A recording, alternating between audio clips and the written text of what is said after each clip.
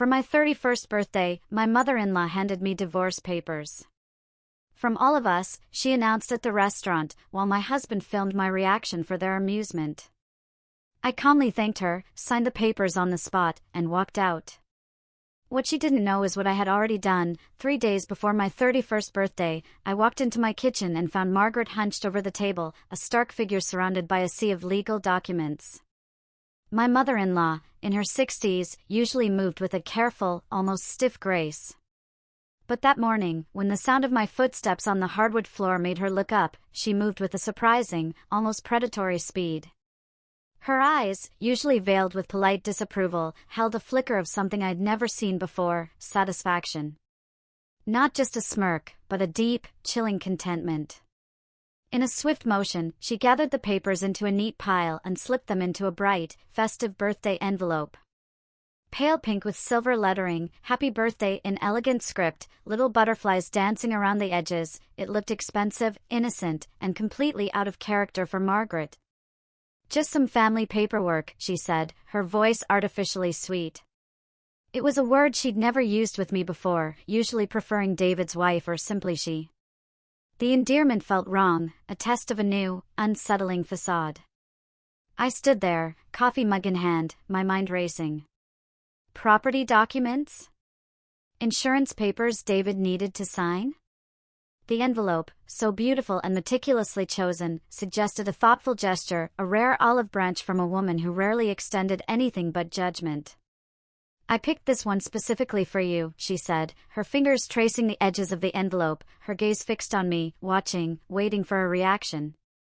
"Before we dive deeper into this incredible story of turning betrayal into triumph, I have a question for you. Do you believe honest work deserves respect, not shame?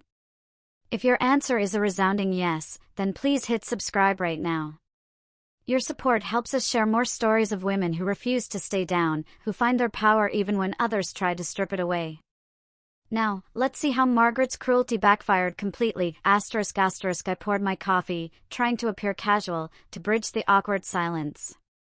"Do you need help with whatever paperwork you're handling?" I asked, genuinely curious. Margaret's laugh was light and airy, an unfamiliar sound in our quiet kitchen. "Oh, this is something special I've been working on for quite some time. David doesn't even know about it yet." The secrecy intrigued me. In 2 years of marriage, Margaret had never planned surprises. Her gifts were always practical, devoid of sentiment. The idea that she was putting effort into my birthday, that she saw me as worthy of a thoughtful gesture, filled me with an unexpected, fragile hope. "It's something that will change everything," she continued, placing the envelope carefully into her purse. "I've been consulting with professionals to make sure everything is handled properly. You deserve something meaningful after all this time." My heart soared. Maybe, just maybe, Margaret had finally recognized my efforts. My attempts to fit into their family, my relentless search for more respectable employment, my unwavering love for David despite their constant criticism. The thought that she might be planning something truly special for my 31st birthday made me feel lighter than I had in months. Moments later, David entered the kitchen, already dressed for work. He kissed my cheek, grabbed his travel mug, but I noticed a swift, meaningful exchange of glances between him and his mother. A silent communication that excluded me entirely. When I asked if everything was all right, David just smiled.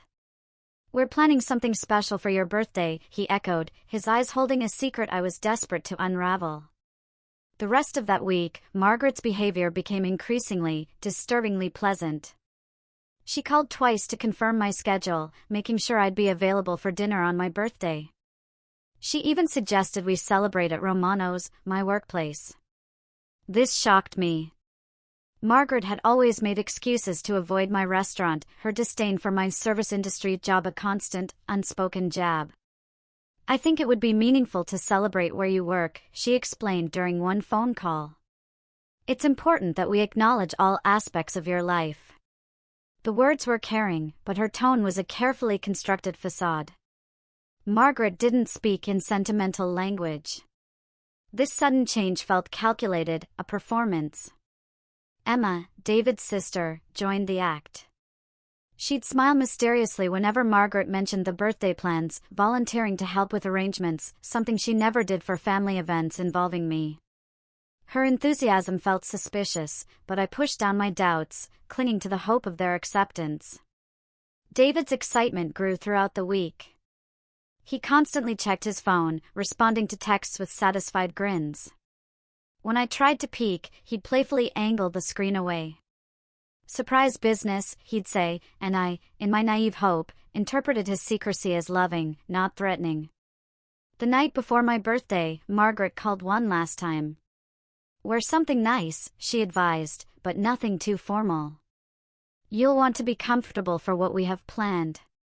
Her voice held an edge of anticipation, which I, like an innocent fool, mistook for excitement about finally celebrating me. I spent extra time choosing my outfit, a navy dress that felt professional yet approachable. The mirror reflected a woman desperately trying to be worthy of their acceptance, smoothing every wrinkle, checking every detail. I wanted to look perfect for what I hoped would be our breakthrough moment as a family. That evening, as I prepared for bed, David was unusually affectionate. He held me close, telling me how much he loved me, speaking with an intensity that felt almost like a goodbye. "Tomorrow will be a day you'll never forget," he whispered into my hair. I fell asleep feeling cherished and hopeful, completely unaware that his tenderness was actually the heavy cloak of guilt. The decorated envelope, I realize now, sat in Margaret's purse, waiting to deliver its devastating contents. While I dreamed of finally earning their respect, she was probably rehearsing her speech about family standards and difficult decisions. The woman who had smiled so strangely while handling those legal documents was counting down the hours until she could destroy me publicly.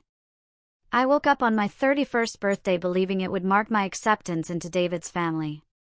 Instead, it would become the day Margaret handed me the greatest gift of my life, freedom from their toxic judgment, and the chance to discover who I could become without their limitations holding me back. But to understand the true impact of that day, we need to go back, much further back, to the beginning of their slow, systematic dismantling of my self-worth. The first family gathering after our honeymoon was David's cousin Michael's graduation party. I spent 2 hours getting ready, choosing a conservative black dress and minimal jewelry, hoping to blend in. Margaret greeted me at the door with air kisses that never touched my cheeks, then immediately steered me toward a group of relatives I'd never met. "This is David's wife," she announced to the circle of well-dressed women, her voice dropping conspiratorially. "She works in the service industry." The pause before those words was deliberate, a silent drumroll allowing everyone to fully absorb the implied judgment. Patricia, her friend, raised her eyebrows knowingly. Cousin Janet made a sympathetic sound that felt more like pity than welcome. "How interesting," Janet said, her smile tight and condescending. "What kind of service work do you do?" Margaret jumped in before I could answer, explaining that I was still figuring out my career path while working temporarily in food service. She made me sound lost and directionless, rather than employed and hardworking. The conversation continued around me as if I wasn't there, a ghost at my own family event. They discussed Michael's internship at a law firm, another cousin's promotion at a marketing company, Emma's recent engagement to a doctor. When someone tried to ask about my background, Margaret smoothly redirected the topic to David's accounting practice, beaming with pride over his professional growth. I excused myself to the bathroom, needing a moment to breathe away from their suffocating disapproval. In the hallway, I overheard Margaret telling someone, "We're hoping she'll find something more suitable soon. David deserves a wife who can contribute to their social position properly." The words stung. They reduced my entire identity, my worth, to my perceived failure to meet their arbitrary standards. Thanksgiving dinner 3 months later followed the same pattern, but with increased intensity. Margaret had invited extended family, many of whom I'd only met at the wedding. As we went around the table, sharing what we were thankful for, she made sure to highlight everyone's professional achievements, strategically skipping over me entirely. "I'm thankful for Emma's engagement to Dr. Patterson," she'd beam. "And for David's growing client base at his accounting firm. It's wonderful to see young people establishing themselves professionally." When my turn came, I simply mentioned being grateful for family and good health, avoiding any reference to work that might trigger another lecture. Margaret's sister, Patricia, pulled me aside after dinner, ostensibly to help with dishes, but actually to deliver unsolicited advice. "You know, dear, Margaret just wants what's best for David. Have you considered going back to school? There are so many opportunities for women willing to improve themselves." Her words carried the weight of family consensus. They'd all discussed my inadequacies and agreed on solutions. The holidays became exercises in endurance rather than celebration. At Christmas, Margaret gave Emma a beautiful silk scarf and presented me with a book titled Professional Success for Women, wrapped in newspaper instead of proper gift paper. The message was clear: everyone else received gifts, I received homework assignments for becoming acceptable. David's birthday party in February revealed how deeply the family dynamics had shifted. Margaret planned an elaborate celebration at an upscale restaurant, inviting his professional colleagues and successful friends. I wore my best dress, trying to participate in conversations about business trends and investment strategies, but my contributions were met with polite smiles that quickly faded. When someone asked about my work, David actually stepped in before I could answer. "She's exploring different opportunities right now," he said, avoiding eye contact with me. His shame about my job had grown so obvious he couldn't even let me speak for myself anymore. The man who once bragged about my work ethic now treated my employment like a family secret. Emma's engagement party in March brought new levels of social torture. Her college sorority sisters, all successful professional women, asked polite questions about my career. Margaret hovered nearby, ready to redirect attention whenever I mentioned Romanos, interrupting with comments about wedding planning or asking someone else about their job, effectively making my occupation invisible. The worst incident happened during Easter dinner when Margaret's friend Carol joined us. Carol, a retired executive, spent the meal discussing her daughter's law career and her son's medical practice. When she asked about my background, Margaret actually interrupted my response to explain that I was between opportunities and considering various options for professional growth. I excused myself to the powder room and cried quietly, feeling completely erased from my own life story. Margaret was rewriting my identity to fit her narrative, turning steady employment into temporary confusion, and honest work into something shameful that required explanation or apology. This pattern of family gatherings became predictable and painful. Margaret would position me near people who would naturally ask about my work, then swoop in to manage the conversation when my answers didn't meet her standards. She'd suggest I was actively job hunting or pursuing education, creating fictional versions of my life that sounded more acceptable to their social circle. David's transformation during these events was the most heartbreaking aspect of our deteriorating situation. The man who'd fallen in love with my independence and strong work ethic now looked embarrassed when I mentioned my job. He'd change the subject quickly or make jokes about upgrading my career, as if my current employment was a temporary embarrassment rather than legitimate work. The family group chat became another source of daily humiliation. Emma would share articles about successful women, always accompanied by comments about inspiration and goals. When I'd respond positively, she'd follow up with questions about my own professional development that felt more like interrogation than conversation. Margaret's friends at the country club provided another avenue for public embarrassment. She'd mention my employment status to them with theatrical sighs, describing my job as David's burden that the family was helping him handle. When these women encountered me at social events, their pitying expressions and overly encouraging comments about finding my path made it clear that Margaret had portrayed me as a project, rather than a person. The constant criticism began affecting how I saw myself in mirrors and photographs. Margaret's comments about my appearance made me second-guess every outfit choice and makeup decision. I started shopping for clothes I couldn't afford, desperately trying to look like the professional women she obviously preferred. My credit card balance grew while my self-confidence shrank. By the spring of our second year of marriage, I'd become a completely different person than the confident woman David had married. Margaret's systematic campaign of disapproval had succeeded in making me question my worth, my choices, and my place in David's life. Every family interaction reinforced their message that I was a temporary embarrassment, rather than a permanent family member. The breaking point. arrived during a phone conversation I wasn't supposed to hear. Margaret was talking to her friend Helen about David's marriage, and her words cut through me with surgical precision. I keep praying he'll come to his senses before it's too late. He's such a good boy and he deserves someone who can enhance his life rather than hold him back. Standing in my own hallway, listening to my mother-in-law pray for my marriage's destruction, I finally understood acceptance was never going to be possible.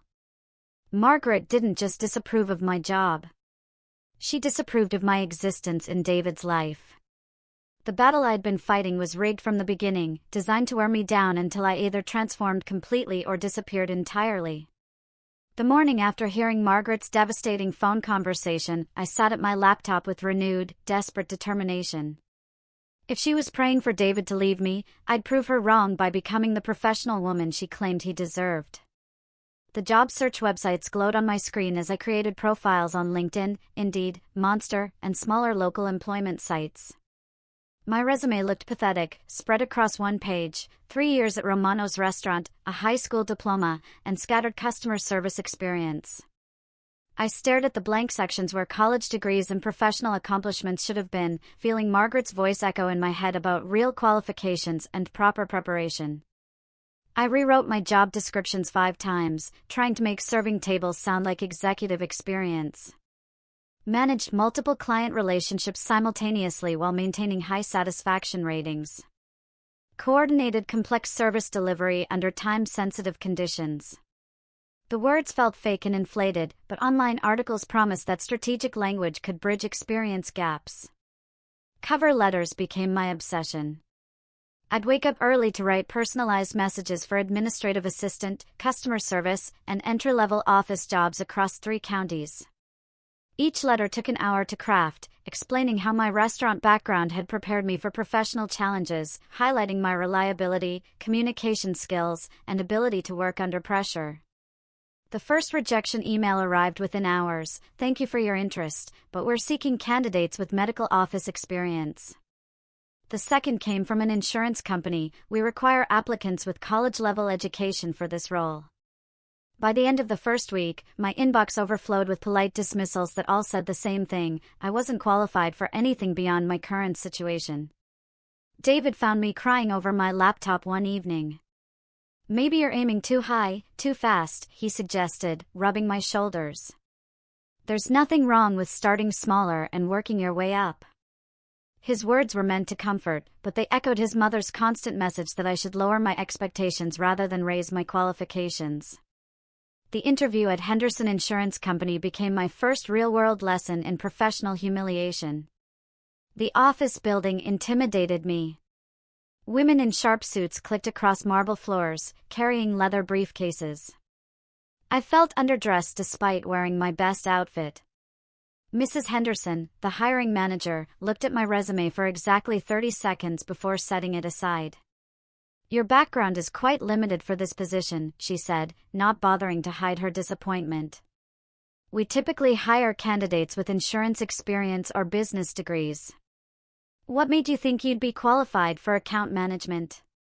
My carefully prepared answers about transferable skills and eagerness to learn fell flat in that sterile conference room. Mrs. Henderson actually checked her watch while I spoke, making it clear that my time, along with hers, was being wasted. "Perhaps you should consider positions more aligned with your current skill set," she suggested, ending the interview 15 minutes early. The drive home from that disaster was the longest 20 minutes of my life. I sat in the parking lot afterward, replaying every awkward moment, cringing at my naive optimism. Margaret's voice played in my head like a broken record: "Some people just aren't meant for professional environments." Community college enrollment became my next desperate strategy. The evening business program promised to give me the credentials Margaret claimed I lacked. I registered for Introduction to Business, Basic Accounting, and Professional Communication, paying the fees with money I'd been saving for new furniture. My first night in class revealed how unprepared I was. The other students were mostly working professionals seeking advancement, speaking confidently about corporate experiences while I sat quietly, taking notes, hoping no one would ask about my background. Professor Martinez assigned a project about professional networking that required interviewing someone in our desired field. I had no connections, no professional contacts, and no idea how to approach strangers. While classmates discussed their mentors and industry contacts, I realized how isolated I was from the professional world. David's reaction to my college enrollment was lukewarm at best. "Are you sure this is worth the time and money?" he asked when I showed him my class schedule. "Maybe you should focus on finding work first and worry about education later." His practical concerns made financial sense, but his lack of enthusiasm felt like another vote of no confidence. My performance at Romano's began declining as stress and exhaustion took their toll. Late-night studying left me tired during busy shifts. Constant rejection from job applications made me lose the cheerful energy customers appreciated. I'd catch myself spacing out while taking orders, distracted by interview preparation or homework. Mr. Romano noticed the change immediately. "You seem troubled lately," he said during a quiet afternoon shift. "Is everything all right at home?" His genuine concern made me want to confess everything, but how could I explain that my husband's family was systematically destroying my confidence? Instead, I blamed general stress and promised to do better. Maria, the head cook, became my unofficial therapist during work breaks. She'd noticed my red eyes after particularly difficult evenings of job hunting and would wordlessly hand me extra coffee or a plate of food I hadn't ordered. "Education is good," she said one day, her voice firm. "But don't let anyone make you ashamed of honest work." The financial pressure of my improvement campaign created new problems at home. Interview clothes, gas money for driving to different cities, textbooks, tuition fees, all strained our already tight budget. David started questioning every purchase. "Maybe we should take a break from all this," he suggested after reviewing our credit card statements. "You're spending more money trying to get jobs than you'd earn in the first few months."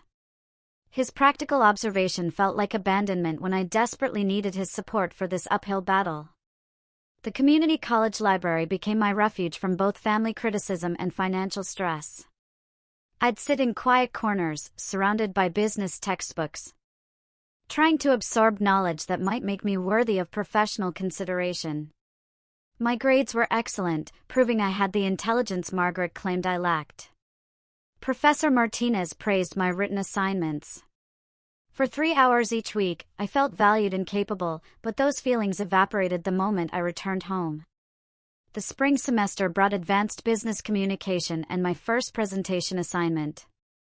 Standing in front of the class, explaining customer relationship management principles I'd learned through restaurant work, I felt confident and knowledgeable.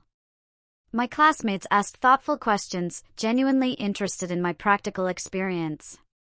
That confidence lasted until I shared my academic success with David over dinner. "That's great," he said absently, scrolling through his phone. "Maybe Margaret will be impressed when you finish the program."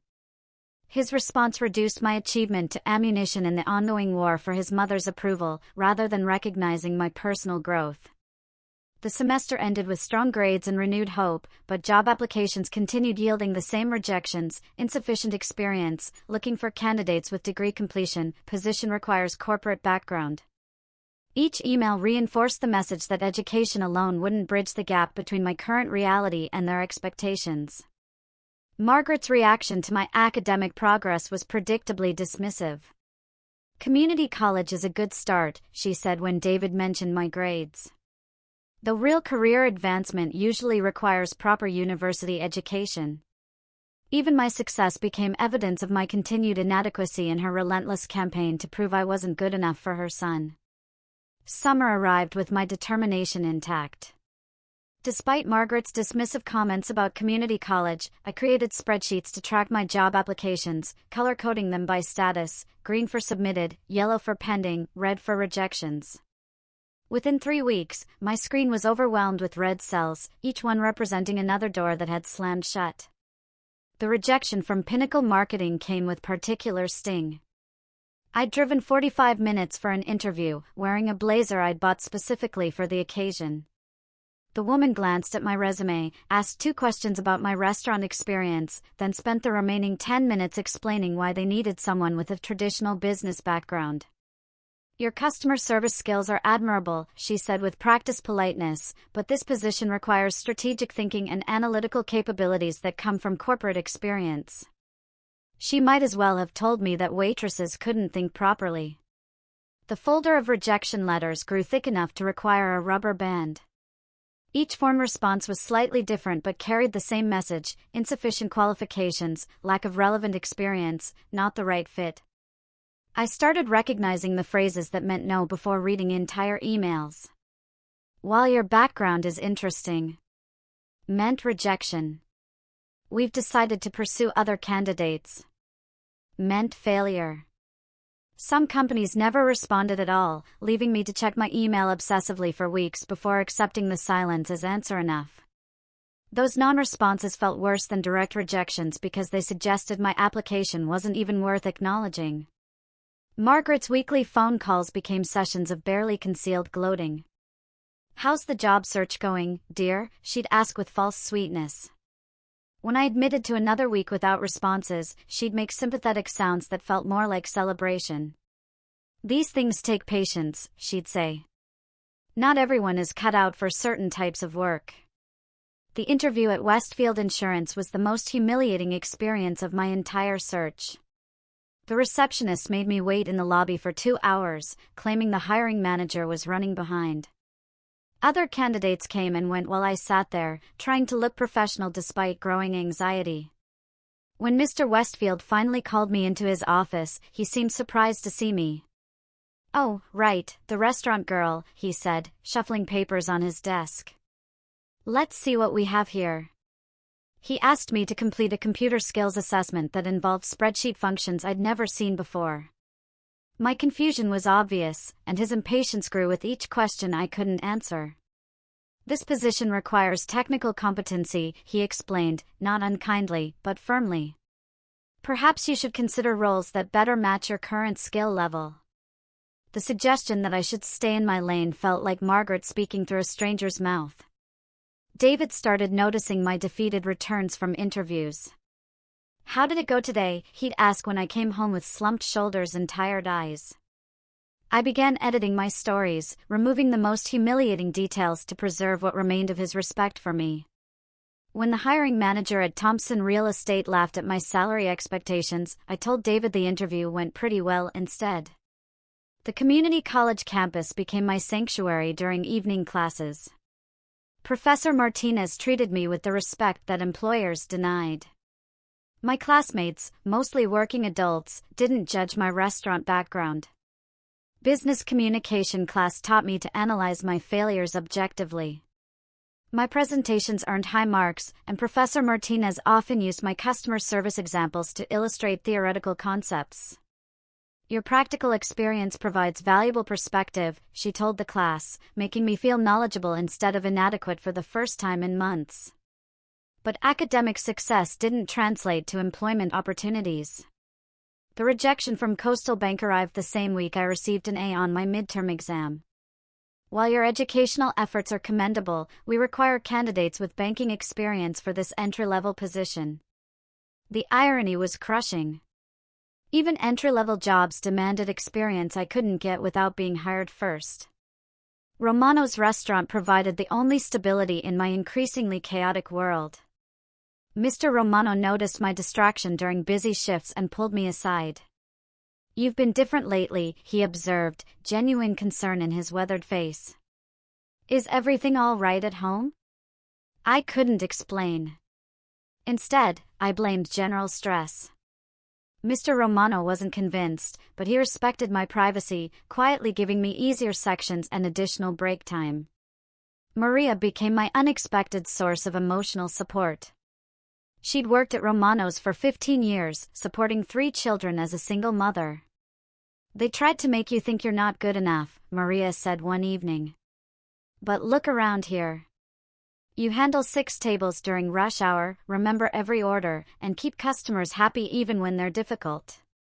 That takes intelligence and skill they don't teach in fancy schools." Tony, the youngest member of our staff, offered encouragement with the enthusiasm of someone who hadn't faced systematic rejection yet. "You're the smartest person here," he'd tell me. Those companies don't know what they're missing. His faith in me felt precious because it came without conditions. The financial strain of my job search began affecting every aspect of our marriage. Interview outfits, gas money, parking fees, tuition, all consumed our savings. David watched our balance shrink. Maybe you should take a break from the applications, he suggested after reviewing our monthly expenses. Focus on school for now and worry about career changes after you graduate. His suggestion made practical sense, but it felt like surrender to Margaret's timeline rather than determination to prove her wrong. Sleep became elusive as rejection anxiety invaded my nights. I'd lie awake replaying interview mistakes, wondering what I could have said differently. The darkness amplified every insecurity Margaret had planted in my mind.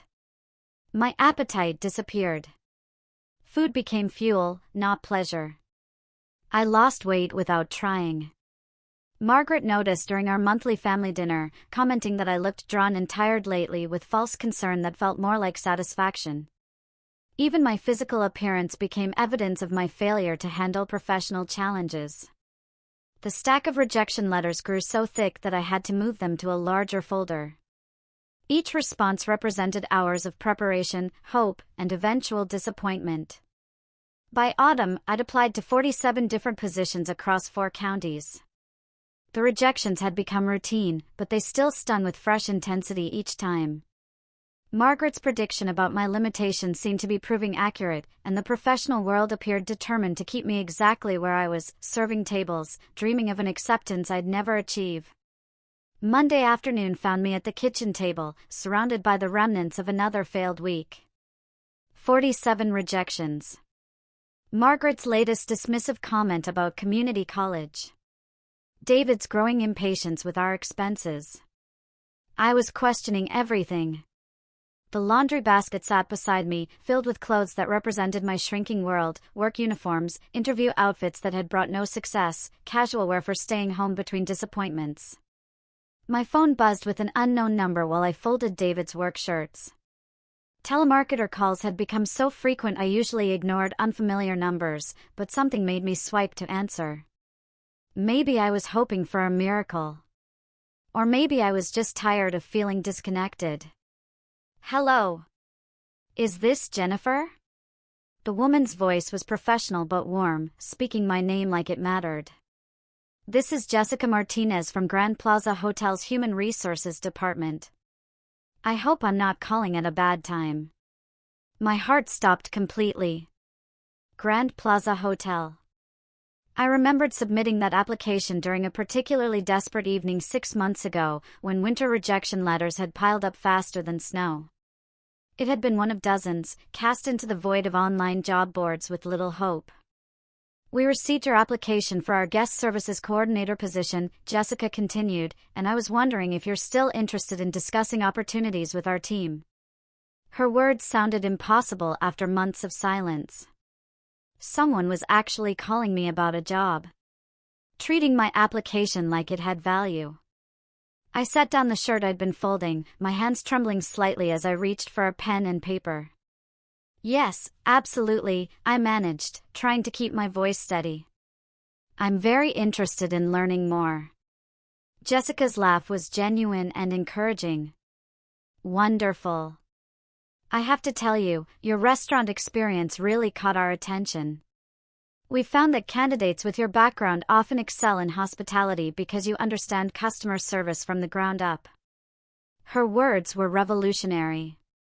Someone was praising my waitressing experience instead of apologizing for it. Jessica explained that Grand Plaza Hotel specialized in creating exceptional guest experiences and valued employees who understood service excellence through practical application, not theoretical training. My years at Romano's weren't a liability, they were credentials. We offer comprehensive training programs for career development, she continued, including management track opportunities for employees who demonstrate leadership potential. Our benefits package includes health insurance, dental coverage, retirement planning, and educational assistance for professional development courses. The benefits surpassed anything I'd imagined. At Romano's, health insurance was a luxury. The idea of an employer investing in my education instead of questioning my qualifications felt foreign and wonderful. "There's one more aspect of this position that might interest you," Jessica said, her voice taking on an excited tone. "The role includes housing in our employee residential building. It's a fully furnished apartment with utilities included, just a 5-minute walk from the hotel. Many of our team members find it convenient, especially those relocating for the opportunity." I had to sit down. Free housing meant independence. Independence from David's family's constant criticism and financial pressure. 3 hours away from Margaret's disapproving presence felt like an impossible dream that someone was offering as reality. The distance would mean starting fresh, where nobody knew about my year of failures and rejections. "The salary ranges from $42,000 to $48,000 annually, depending on experience and performance during training," Jessica added. "My current income from Romano's barely reached $30,000. The financial independence this job offered would transform my entire life." "I realize this might be a big decision since you'd be relocating," Jessica said, "but we're impressed with your background and think you'd be an excellent fit for our team culture. Would you be interested in scheduling a phone interview later this week?" My mind raced through possibilities I hadn't dared consider before: professional respect, financial security, physical distance from Margaret's toxicity, and a chance to prove my worth in an environment that valued my existing skills. Everything I'd been desperately seeking was being offered by someone who saw potential instead of limitations. "I would love to schedule an interview," I said, my voice stronger than it had been in months. "This opportunity sounds incredible, and I'm very interested in learning more about your team and the position requirements." Jessica's enthusiasm was infectious, making me feel valued and wanted after so many months of rejection. We scheduled the phone interview for Thursday afternoon, giving me 3 days to research the hotel and prepare. After hanging up, I sat in my quiet kitchen, feeling emotions I'd almost forgotten existed. Hope bubbled up, replacing the constant anxiety that had become my normal state. The irony wasn't lost on me. Margaret's birthday envelope sat somewhere in this house, filled with legal documents designed to destroy my place in this family. Meanwhile, I now possessed information that would prove every negative thing she'd ever said about my potential was completely wrong. The timing felt like cosmic justice. I wanted to call David immediately, to share the incredible news. But something held me back. This opportunity was mine alone, discovered through my own efforts despite his family's constant discouragement. For the first time in our marriage, I had something valuable that didn't require their approval or validation. The job offer represented more than employment, it was vindication. Jessica Martinez had seen qualities in my application that dozens of other employers had missed or dismissed.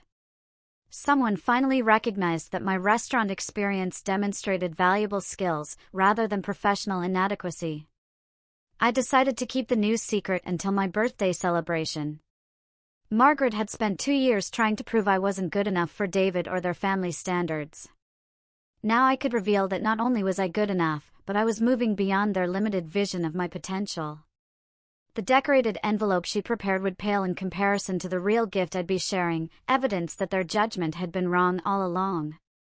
That evening, I moved through my routine at Romano's with renewed energy. My regular customers noticed the change immediately, commenting on my bright smile and efficient service. Mrs. Patterson said I looked happier than she'd seen me in months. The secret knowledge of my opportunity felt powerful and precious. While Margaret prepared whatever surprise she thought would devastate me, I was holding information that would transform our entire dynamic.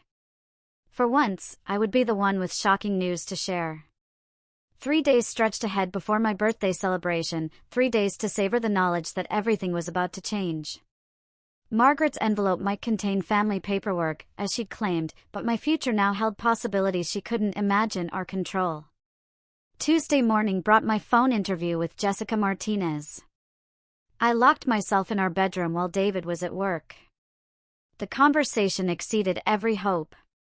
Jessica's questions focused on scenarios I could answer confidently, handling difficult customers, managing multiple priorities, maintaining service excellence under pressure. Your references from Romano's restaurant are glowing, she said, rustling papers. Mr. Romano spoke very highly of your reliability and customer relationship skills. That's exactly the foundation we build on here at Grand Plaza Hotel. Hearing that my current employer had praised me felt like vindication after months of being told my experience was inadequate. The formal job offer arrived via email that afternoon while I was preparing for my evening shift. The PDF document was official and beautiful, with the hotel's elegant letterhead and detailed terms that made this opportunity feel real and achievable. Guest Services Coordinator, starting salary $45,000 annually, comprehensive benefits, and employee housing included. I printed 3 copies, folding one carefully to carry in my purse like a talisman. That evening at Romano's, I moved through my shift with energy I hadn't felt in months. Every customer interaction reminded me that I was good at this work, that my skills had value. When Mrs. Chin complimented my service and left a generous tip, I thought about how those same abilities would translate to luxury hotel hospitality. You seem different tonight, Maria observed during our break. More like yourself again. She was right. The weight of constant inadequacy had lifted from my shoulders. For the first time since Margaret's campaign against me began, I felt worthy of the space I occupied in the world. David's call Wednesday morning changed the entire trajectory of my secret planning. Mom wants to take you out for your birthday tomorrow, he said, excitement obvious in his voice. She suggested Romano's since you're always talking about how much you love working there. His interpretation of Margaret's choice made perfect sense to me. Finally, she was acknowledging my workplace instead of dismissing it.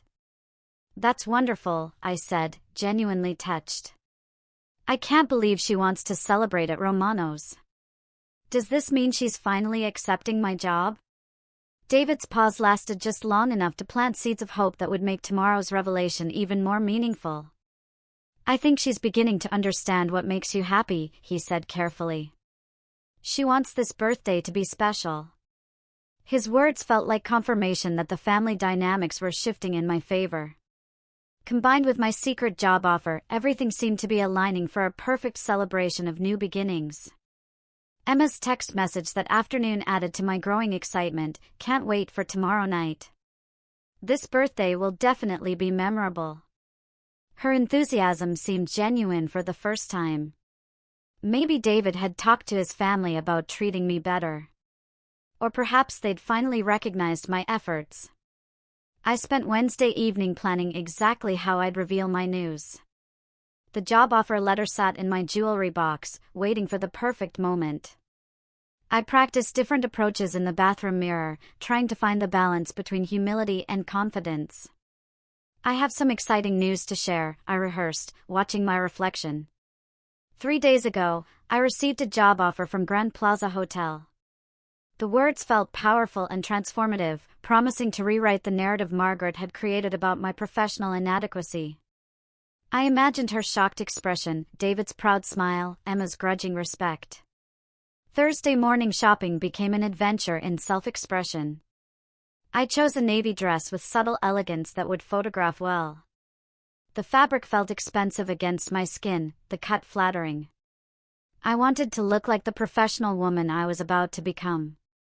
My hair appointment at Sandra's salon was a luxury I justified as an investment in my future image. Sandra noticed my improved mood immediately. You're glowing today, she said, styling my hair into soft waves. Something good must be happening. Something wonderful, I confirmed. I can't talk about it yet, but tonight is going to change everything. Sandra's knowing smile made me feel like we were conspirators in a beautiful plot. The phone interview confirmation from Jessica had been brief but reassuring. We're moving forward with the hiring process, pending your acceptance. We'd like you to start in 2 weeks. Does that timeline work for your situation? 2 weeks felt perfect, enough time to process this major life change, but soon enough to escape Margaret's influence before it could undermine my confidence further. I practiced my announcement during the drive to Romano's, speaking to my reflection in the rearview mirror at red lights. I want to share some wonderful news with all of you, I'd say after the birthday celebration wound down. I've been offered a position at Grand Plaza Hotel. The words felt foreign and exciting, like trying on clothes that were too expensive but fit perfectly. My anticipation grew as I parked outside the restaurant where I'd spent 3 years building skills that someone finally valued. Mr. Romano waved from behind the counter, probably wondering why I was arriving as a customer instead of an employee.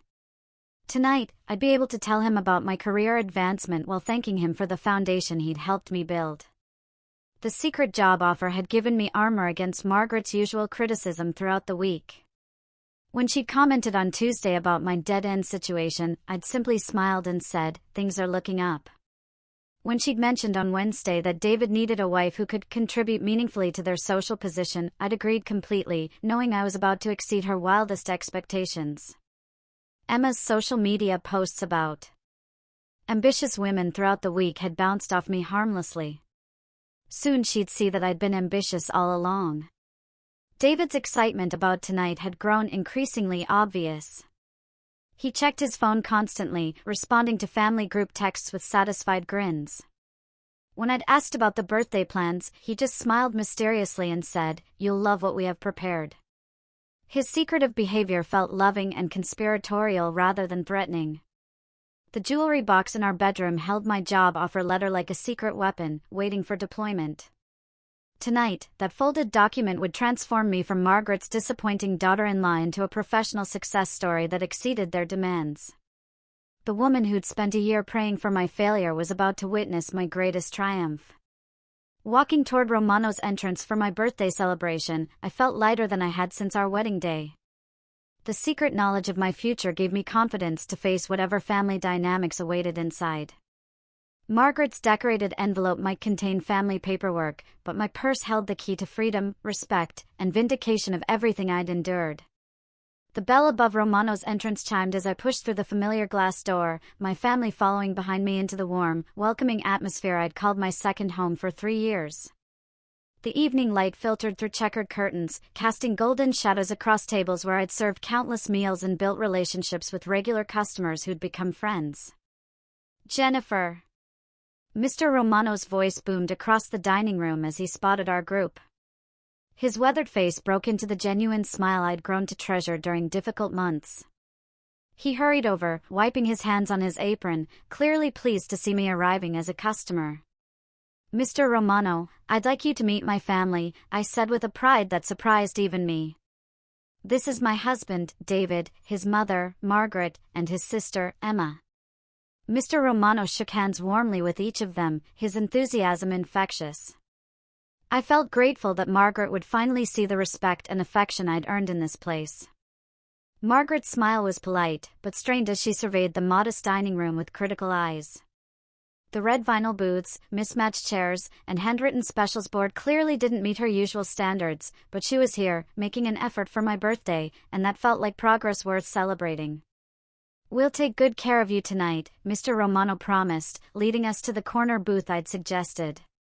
The spot offered privacy for family conversation while giving me a clear view of the kitchen where Maria worked her magic. Maria caught my eye from behind the service window and winked conspiratorially. Tony, busy setting up tables, gave me a thumbs up and mouthed "Happy birthday" with his characteristic enthusiasm. Settling into the booth felt surreal. I'd served countless meals at this very table, but now I sat as a guest. Margaret examined the laminated menu with visible skepticism, her manicured fingers holding it like it might contaminate her hands. Emma scrolled through her phone, occasionally glancing up to exchange meaningful looks with David. "The chicken parmesan is excellent here," I suggested, trying to bridge the gap between my two worlds. "Mr. Romano's wife makes the sauce from her grandmother's recipe." Margaret nodded politely, but ordered the most expensive item on the menu, lobster ravioli, which cost $28 and wasn't even one of our signature dishes. David's behavior throughout dinner struck me as nervous excitement. He kept checking his phone under the table, responding to texts with quick thumbs while trying to maintain normal conversation. When I asked about work, his answers were distracted and brief. "Are you expecting an important call?" I asked when his phone buzzed for the 4th time. David glanced at Margaret before answering, receiving some kind of silent approval that I interpreted as family consideration for my birthday. Just coordinating some surprise elements for tonight, he said with a smile that didn't quite reach his eyes. Margaret's conversation felt artificial and rehearsed. She asked questions about my community college classes with false interest, nodding along while clearly thinking about something else. Her usual criticism was absent, replaced by an odd pleasantness that should have warned me, but instead filled me with hope. "You've been working so hard to improve yourself," she said. "It's admirable how determined you've been despite all the challenges." Her words sounded supportive, but her tone made them feel like a setup. Emma snorted quietly, quickly covering it with a cough when I looked her way. The birthday cake appeared as we finished dinner, carried by Sandra, one of the newer servers. She placed it carefully in front of me, smiling warmly as the entire restaurant began singing Happy Birthday. Regular customers joined in, creating a chorus of genuine affection that made my heart swell. "Make a wish," David said, positioning his phone to capture the moment. I closed my eyes and wished for the courage to share my job offer news gracefully, hoping this announcement would finally bridge the gap between Margaret's expectations and my reality. The candles flickered as I blew them out, their smoke rising like incense, carrying my hopes toward the ceiling. Margaret's applause was enthusiastic, but hollow, her hands creating sharp, clapping sounds that cut through the restaurant's ambient noise. She reached into her designer purse with theatrical ceremony, withdrawing the decorated envelope I'd seen her preparing days earlier. "We have a special gift for you," she announced, her voice carrying clearly. "From all of us," she continued, holding the envelope high enough for other diners to see. The pink paper with silver butterflies looked festive and innocent.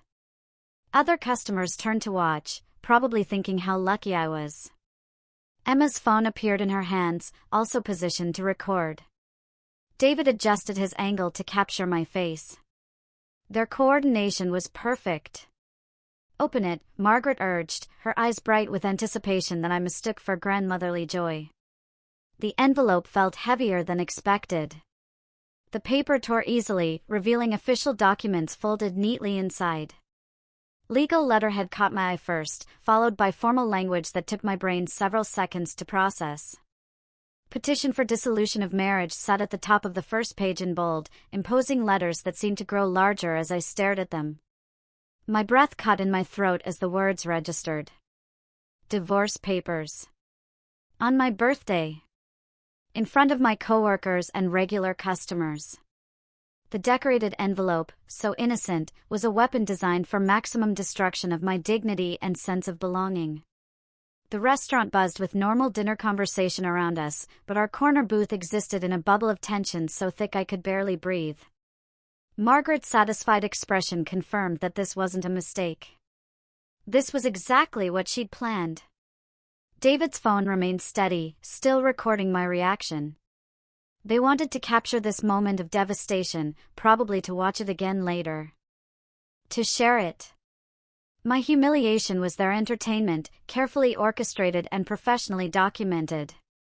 The papers felt heavy in my trembling hands as I looked up at three faces watching me with eager anticipation. Margaret's smile was triumphant. Emma's expression was gleeful. David looked nervous but excited about whatever reaction they expected. They turned my birthday into their victory celebration, using my own workplace as the stage for my public destruction. Time seemed to slow as I stared at those divorce papers, my mind processing the magnitude of what they'd planned. The decorated envelope had delivered the cruelest blow imaginable. But instead of the devastation they expected, I felt something entirely different washing over me: clarity. Pure, crystalline clarity about who these people really were and what this moment actually meant. Margaret's smile was radiant with satisfaction as she watched me absorb the contents of her gift. Her eyes sparkled with the joy of someone who'd successfully executed a plan months in the making. Emma leaned forward slightly, phone still recording, hungry for the breakdown they'd orchestrated. David's camera remained focused on my face, waiting to capture tears that would never come. The restaurant's ambient noise faded into background whispers as nearby diners sensed drama unfolding. Mrs. Patterson, my regular Tuesday customer, turned in her chair. The young couple at table 12 stopped their conversation mid-sentence, drawn by the tension radiating from our family gathering. I looked down at the legal documents again, noting the careful preparation. Someone had hired an attorney, filed paperwork, coordinated timing to maximize my humiliation. The divorce petition was thorough and complete, requiring only my signature to dissolve our marriage permanently. They'd even brought a pen, anticipating my compliance. "Well," Margaret prompted when my silence stretched longer than she'd expected. "Aren't you going to say something?" Her voice carried across the quiet restaurant, inviting everyone to witness my reaction. The expectation was clear: I was supposed to beg, cry, or create the scene they'd come here to witness. Instead, I reached for the pen they'd provided and signed my name with handwriting steadier than it had been in months. The ink flowed smoothly across the signature line, marking the end of a marriage, but also the beginning of something they couldn't imagine. Margaret's triumphant expression faltered slightly as I calmly folded the papers and returned them to their decorative envelope. David's phone wavered in his hands as confusion replaced anticipation. "That's it?" he asked, his voice barely audible. "You're not going to fight this or ask questions?" His disappointment was palpable. My calm acceptance wasn't providing the entertainment value they'd anticipated. "Thank you," I said, standing up from the booth with dignity intact. "This is actually the most generous gift you could have given me." Margaret's face shifted from satisfaction to bewilderment as I reached into my purse and withdrew my own envelope, the official job offer letter from Grand Plaza Hotel that would rewrite their entire narrative about my worth. "I have some news to share as well," I announced, my voice carrying clearly through the hushed restaurant. 3 days ago, I was offered a position as guest services coordinator at Grand Plaza Hotel. The salary is $45,000 annually, with full benefits and housing included. The words felt powerful, each one landing with precision. Margaret's mouth opened slightly, but no sound emerged. Emma's phone slipped in her grasp before she recovered and continued recording, though her expression had shifted from gleeful anticipation to stunned disbelief. David's camera captured his own shocked face in the black screen as he forgot to keep filming my reaction. "The position starts in 2 weeks," I continued, enjoying the weight of their attention for reasons completely different from what they'd planned. "It's in another city, about 3 hours from here. A fresh start with people who value restaurant experience and customer service skills." Each detail was a small victory over their months of criticism. The restaurant erupted. Mr. Romano's voice boomed, "Jennifer, that's wonderful news." Maria's face appeared in the kitchen window, her smile broad with genuine pride. "You deserve this," she called out. Tony dropped his cleaning cloth and started clapping. The sound of applause filled Romano's as my coworkers celebrated news that transformed their colleagues' humiliation into triumph. Regular customers who'd watched me work through difficult months stood up, adding their voices to the celebration. Mrs. Patterson, who'd witnessed my declining mood, raised her water glass. "To Jennifer and her bright future," she declared. The restaurant became a community rallying around someone they'd watched struggle, their genuine joy drowning out the family who'd tried to destroy me. Margaret's face cycled through emotions I'd never seen: confusion, disbelief, then something disturbingly like fear. She'd expected to deliver a devastating blow, not hand freedom to someone who'd already secured her independence. Her carefully planned moment of triumph was collapsing into public embarrassment. "You knew about this job when you signed those papers?" David asked, his voice strained with the realization that I'd outmaneuvered them. His phone hung forgotten as he processed that his wife had just accepted divorce while holding a career opportunity that exceeded every criticism his family had leveled against me. "I received the offer 3 days ago," I confirmed, watching his face pale as the timeline clicked into place. "The same day you all started acting mysteriously excited about my birthday celebration." Emma's phone captured David's growing understanding that their surprise had backfired spectacularly. The irony was perfect and devastating. Margaret had handed me divorce papers, expecting to break me, but she'd actually freed me to pursue the professional respect she'd always claimed I couldn't achieve. Their cruelty had eliminated the only obstacle preventing me from accepting an opportunity that would prove every negative thing they'd said about my potential was wrong. "The training program includes management development," I added, pulling the official letter from my purse to show them. They specifically recruited me because of my restaurant background. Apparently, my experience here at Romano's demonstrates exactly the skills they value for advancement in hospitality management. Mr. Romano appeared beside our table, his face glowing with pride. Jennifer is one of our finest employees, he told Margaret directly. Smart, dedicated, and respected by everyone here. This hotel is lucky to have her. His words carried the weight of 3 years watching me work with integrity and skill. Margaret's silence was deafening. The woman who'd spent 2 years lecturing me about professional inadequacy now sat speechless as my coworkers celebrated an achievement that invalidated every criticism she'd made. Her decorated envelope had delivered my freedom instead of my destruction. Emma lowered her phone slowly. Finally understanding that their perfectly planned ambush had become my moment of vindication. The video they'd intended to share as entertainment would now document their own failure. David stared at the job offer letter like it was written in a foreign language. 2 years of supporting his mother's criticism had just cost him a wife who was walking away with professional success, financial independence, and the moral high ground he'd helped them steal from me. The silence that followed my job announcement stretched across Romano's dining room like a held breath. I stood beside our corner booth, divorce papers in one hand and my future in the other, watching Margaret's face cycle through emotions she'd never shown before. The woman who'd orchestrated this public execution now sat speechless, her satisfied smile frozen into something resembling panic. David's phone remained motionless, its black screen reflecting his stunned expression. His finger hovered over the record button, uncertain whether to continue documenting a moment that was spiraling beyond their control. You planned this, Margaret finally whispered, her voice barely audible. You knew about the divorce papers. Her accusation carried no conviction, because she was beginning to understand that my calm reaction wasn't planned. It was genuine relief disguised as composure. I planned nothing, I replied, my voice steady and clear enough for nearby tables to hear. You handed me freedom I didn't even know I wanted.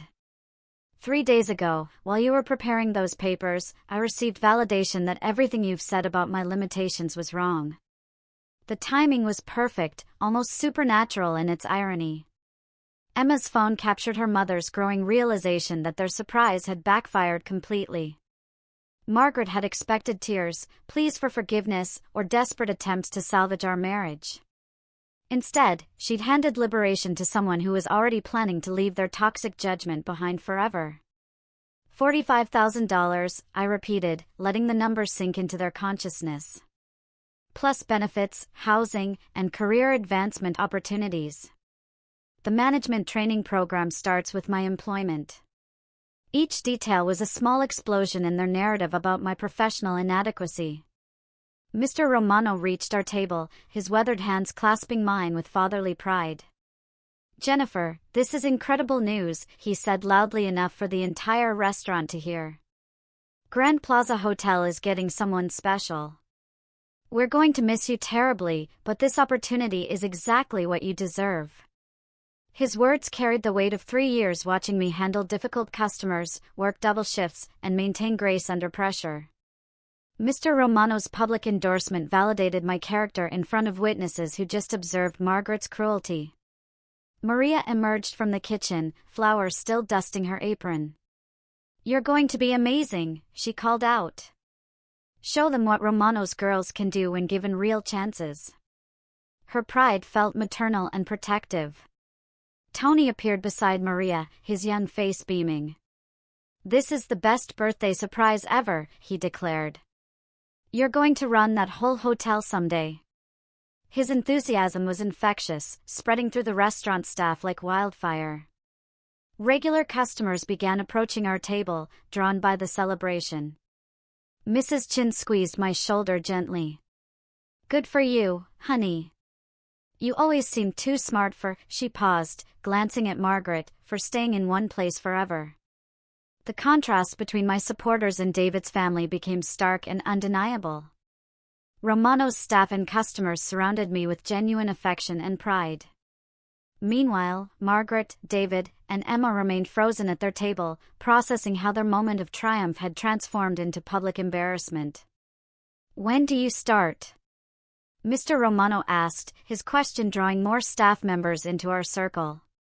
The kitchen crew had abandoned their prep work, their faces bright with happiness for someone they genuinely cared about. 2 weeks, I answered, watching Margaret's face pale further. She was beginning to understand that I'd been planning my escape while she was planning my destruction. The divorce papers she'd prepared as my ending were actually clearing the path for my new beginning. David finally found his voice, though it came out strained. You're really leaving? Just like that? His question revealed how little he understood about the damage his family had inflicted, or how thoroughly they destroyed my desire to remain in their world. I'm really free, I corrected, emphasizing the word that captured what this moment truly meant. Free to work where I'm valued, live where I'm respected, and build relationships with people who celebrate my success instead of planning my failure. My words were measured and calm, but they cut through the restaurant's noise with surgical precision. Margaret attempted to regain control, her voice rising slightly. This is all very sudden, dear. Perhaps you should think carefully before making such drastic decisions. The endearments sounded hollow and desperate. I've been thinking for 2 years, I replied, meeting her gaze directly. Every criticism, every comparison to David's ex-girlfriend, every suggestion that I wasn't good enough for this family, all of it led me to this moment. You were right about one thing, Margaret. I do deserve better. The restaurant's applause grew louder as my words reached tables throughout the dining room. Other diners had pieced together enough of the situation to understand they were witnessing someone's liberation. Their support felt genuine and spontaneous. Emma's recording captured her own family's growing discomfort as they realized their roles had reversed completely. They'd come to Romano's as executioners, but found themselves defendants in a trial of public opinion. Margaret's purse sat open beside her, the decorative envelope looking ridiculous and childish among the legal documents. Her weapon of choice had become evidence of her own cruelty, preserved forever in video recordings that would tell a very different story than she'd intended. The weight of 2 years' worth of criticism and conditional acceptance lifted from my shoulders as I prepared to leave Romano's for the final time as their victim. Every snide comment, every comparison, every suggestion that I wasn't worthy of their son, all of it evaporated in the face of professional validation and genuine community support. David's attempt to process what had just happened played out across his features like a slow-motion revelation.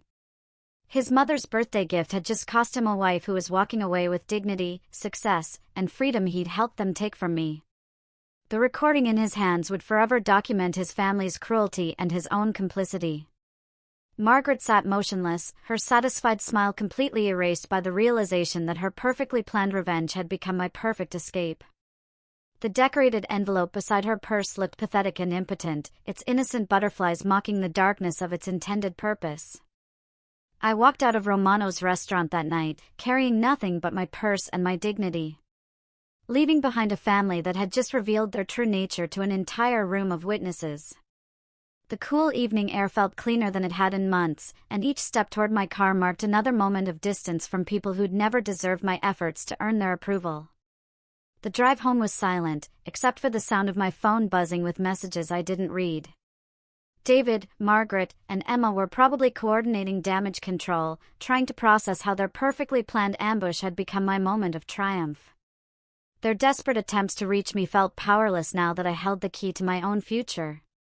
2 weeks later, I stood in the marble lobby of Grand Plaza Hotel, wearing a professional uniform that actually felt like armor instead of a costume. The nameplate on my chest read Jennifer Walsh, Guest Services Coordinator, an elegant script that made me smile every time I caught my reflection. My maiden name had returned along with my self-respect. The employee residential building became my sanctuary. My furnished apartment was small but beautifully designed, with large windows overlooking the city skyline and a balcony where I could drink morning coffee in peaceful silence. No one criticized my choices, questioned my worth, or made me feel like an unwelcome guest in my own home. Jessica Martinez became more than my supervisor, she became a mentor. During my first month, Jessica assigned me to handle VIP guest relations, trusting my Romano's experience to manage demanding clients with grace and professionalism. Your restaurant background gives you instincts other coordinators have to learn through training, Jessica explained during my 30-day review. You read people naturally, anticipate needs before they're expressed, and handle pressure without losing your composure. Those skills are exactly what luxury hospitality requires. The management training program opened doors I'd never imagined. Corporate communication seminars taught me business language that made my community college courses feel like elementary preparation. Leadership workshops revealed strengths I'd possessed all along, but had been taught to doubt under Margaret's constant criticism. My first promotion to assistant guest services manager came 4 months after starting, accompanied by a salary increase that pushed my annual income above $50,000. The raise meant I could afford luxuries I'd only dreamed about: quality clothes, regular salon appointments, and savings accounts that actually grew instead of shrinking. Word of my success began filtering back through mutual acquaintances in ways that felt like cosmic justice. Linda, Margaret's country club friend, happened to stay at Grand Plaza Hotel during a business trip. She recognized my name on the staff directory and specifically requested my assistance. "You're David's ex-wife, aren't you?" Linda asked during our consultation. "Margaret mentioned you worked in hospitality, but she never said you were management at such a prestigious hotel." Her surprise was genuine and telling. Margaret had obviously downplayed my achievements to maintain her narrative about my inadequacy. Linda's glowing review of my professional service reached Margaret through their social network within days. The woman who dismissed me as a mere waitress had to hear detailed praise of my competence from her own friends. My success was becoming impossible for Margaret to minimize or explain away. David's attempts to reconnect began arriving through social media messages I never answered. His texts grew increasingly desperate as he realized what he'd lost. But Margaret's lessons about recognizing value only after destruction had taught me not to trust people who celebrated my perceived failures. His regret felt hollow compared to the genuine respect I'd found in my new environment. The divorce settlement proceedings worked entirely in my favor, thanks to their own documentation. David's video recording of the birthday ambush became evidence of planned emotional cruelty that his attorney couldn't explain away. No judge would award alimony or shared assets to someone who'd orchestrated public humiliation for entertainment purposes. Margaret's legal strategy backfired as completely as her birthday surprise. The decorated envelope she'd prepared so carefully became Exhibit A in proceedings that painted her as the architect of family dysfunction. Her own attention to detail, the timing, the location, the coordination, proved premeditation that protected me from financial obligations to people who treated me as disposable. 6 months after that night at Romano's, I was promoted again to guest services manager, supervising a team of 12 coordinators across 3 departments. The position came with a company car, an expense account, and a salary approaching $60,000 annually. Every milestone validated Jessica's initial assessment of my potential and contradicted Margaret's predictions about my limitations. The hotel's annual employee recognition ceremony became my moment of ultimate vindication. Standing on stage, accepting an award for exceptional customer satisfaction scores, I thought about Margaret's phone conversation where she'd prayed for David to come to his senses about our marriage. Her prayers had been answered in ways she never intended. My acceptance speech was brief but meaningful, thanking my team and acknowledging the restaurant experience that had prepared me for hospitality excellence. The audience of hotel executives and community business leaders applauded someone Margaret had dismissed as unworthy of professional consideration. Their respect felt earned rather than demanded, genuine rather than conditional. Emma's social media posts about ambitious women had stopped entirely after my promotion announcements began appearing in local business publications. The passive-aggressive commentary felt ridiculous when directed at someone achieving measurable success through determination and skill, rather than inherited privilege. David's LinkedIn connection request arrived the same week as my manager promotion, suggesting he was tracking my professional advancement. His attempt to reconnect professionally felt pathetic and transparent. The man who'd recorded my expected humiliation now wanted association with my actual success. The greatest satisfaction came from living well without needing their approval or acknowledgement. My happiness was complete and self-contained, built on genuine achievements and authentic relationships. Margaret's judgment had become irrelevant to my life's satisfaction. My new colleagues respected my opinions, valued my contributions, and trusted my leadership abilities. The professional environment Margaret claimed I could never access had welcomed me warmly and rewarded my efforts with advancement opportunities. Every day at Grand Plaza Hotel confirmed that her assessment of my potential had been completely wrong. The ultimate revenge wasn't causing them pain. It was proving their cruelty had been based on jealousy and insecurity rather than accurate evaluation of my character or capabilities. Margaret's need to diminish me had revealed more about her limitations than mine. Her birthday gift of divorce papers had freed me to discover success that existed far beyond her narrow vision of acceptable achievement. Standing in my corner office 18 months after that night at Romano's, I looked out at the city skyline and felt grateful for every criticism that had pushed me toward independence. Margaret's decorated envelope had contained the greatest gift possible, liberation from people who'd never deserved the effort I'd spent trying to earn their love.